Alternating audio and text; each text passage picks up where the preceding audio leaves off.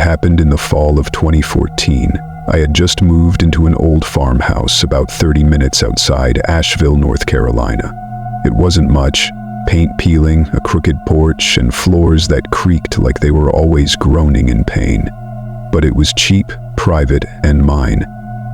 The house sat on the edge of a winding mountain road surrounded by thick forest. It felt like the world fell away when you were out there. One night in late October, a cold front came through. Rain slammed the roof like it was trying to punch its way in, and the wind howled through the cracks in the walls. I had no TV signal, no Wi-Fi, and barely any cell service, so I was curled up in bed with a book and a candle burning beside me. Around 11:30 p.m., I heard something hit the porch. It was faint at first, just a soft, wet thump. I thought maybe a branch had blown down, but then it came again, louder. Thump, thump. Like footsteps, slow, deliberate. I got up and peered through the curtain. Rain blurred the glass, but I could make out a figure. A man, soaked to the bone, just standing there, his back to the door, swaying slightly. No umbrella, no flashlight, just him and the storm. I flipped on the porch light. He didn't react. I opened the door just a crack and called out, "Sir, you okay?" He slowly turned around. His face was blank, empty, eyes wide and glassy like he was in shock. His clothes were ragged, like he'd crawled out of the woods. And then he smiled, this crooked, toothless grin, and whispered, "It's open now." "What's open?" I asked, already starting to shut the door. He didn't answer.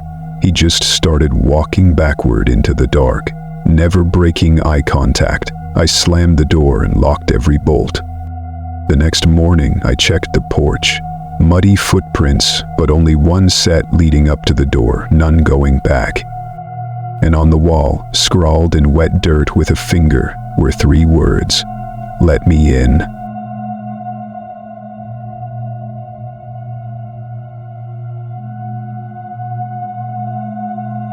I used to work the graveyard shift as a nurse, about 45 minutes from home. My drive took me through the backwoods of Arkansas. 2-lane roads, no streetlights, just trees and darkness. One night in April, it was raining harder than I'd ever seen.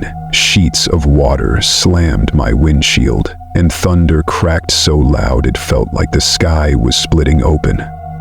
I was about 20 minutes from the hospital when I saw it, something lying in the road. At first I thought it was a deer, but as I got closer, I saw it was a person, face down, arms sprawled, not moving. I pulled over, put on my hazards, and grabbed my phone. No signal, of course.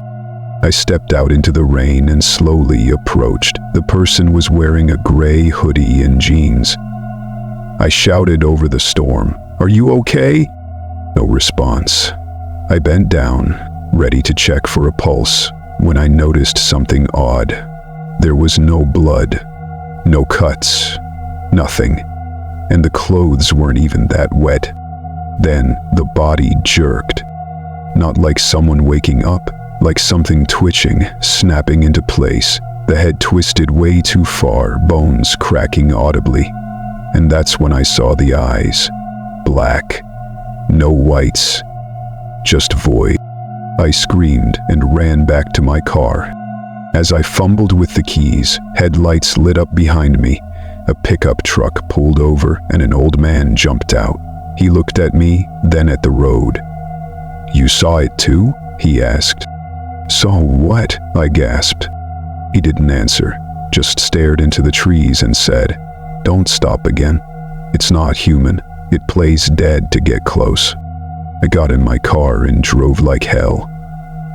Didn't even slow down when I passed the spot again. I never saw the thing again, but when I told the story to another nurse, she said locals had seen something like that before. Always during heavy rain. Always in the road.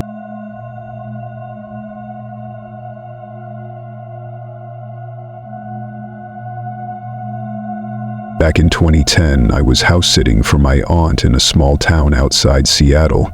Her place backed up against dense woods, and the only neighbors were about a quarter-mile down the road.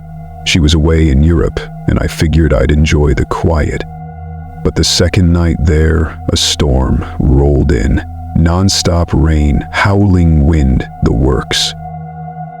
At around 2:00 a.m., I was lying on the couch, dozing off to the sound of rain on the roof, when I heard a loud knock at the front door. I froze. Who the hell would be out here in the middle of nowhere in this kind of weather? I waited. Another knock, slower, heavier. I turned off the lamp and peeked through the curtain. There was a woman standing at the door. She looked soaked, hair plastered to her face, water dripping from her dress. But what hit me hardest was her expression. Her mouth hung open like she was mid-scream, but no sound came out, and her eyes, wide, almost bulging, locked right on mine. I didn't open the door. Instead, I called 911. The dispatcher said someone was on their way, but it would take at least 30 minutes due to flooding. I watched the woman. She didn't move, didn't blink, just stood there, dripping and staring. Then, suddenly, she turned and walked around the side of the house.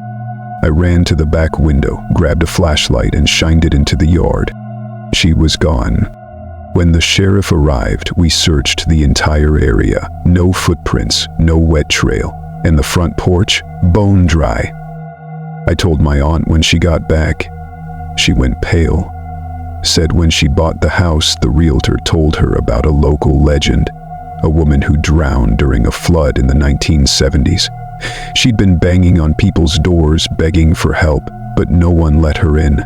Now she comes back on stormy nights, still begging, still dripping, still staring. I never stayed there again.